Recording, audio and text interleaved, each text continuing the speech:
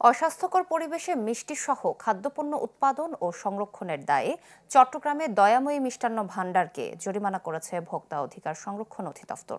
দুপুরে নগরীর নন্দনকাননে দোকানটিতে অভিযানে গিয়ে মিষ্টির শিরার ভেতর তেলাপোকা মরে পচে থাকা সহ বেশ কিছু অনিয়ম পায় ভোক্তা অধিকার। এর আগে বেশ কয়েকবার প্রতিষ্ঠানটিকে সতর্ক করার পরও উন্নতি না হওয়ায় ১ লাখ টাকা জরিমানা করা হয়। এরপর কাজীর দেউরি ভিআইপি টাওয়ারে কয়েকটি কসমেটিক্স দোকানে অভিযান চালায় সংস্থাটি, যাতে মেয়াদ উত্তীর্ণ কসমেটিক্স বিক্রির প্রমাণ মেলে। অভিযান চালানো হয় একটি বিউটি পার্লারেও। উপপরিচালক মোহাম্মদ ফয়াজুল্লাহর অভিযানে নেতৃত্ব দেন।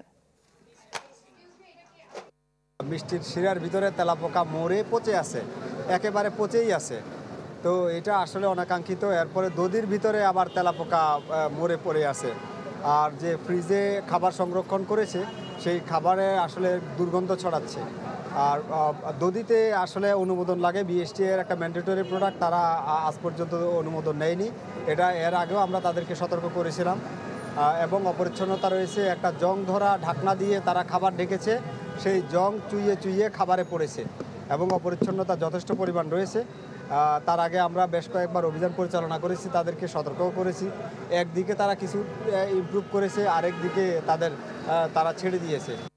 নতুন এবং ফিরে আসা গ্রাহকদের জন্য নগদে চলছে ক্যাশব্যাক সহ প্রতিদিন হাজারো উপহার জেতার সুযোগ। হবে আশা আর ফেরা, সারপ্রাইজ সেরা।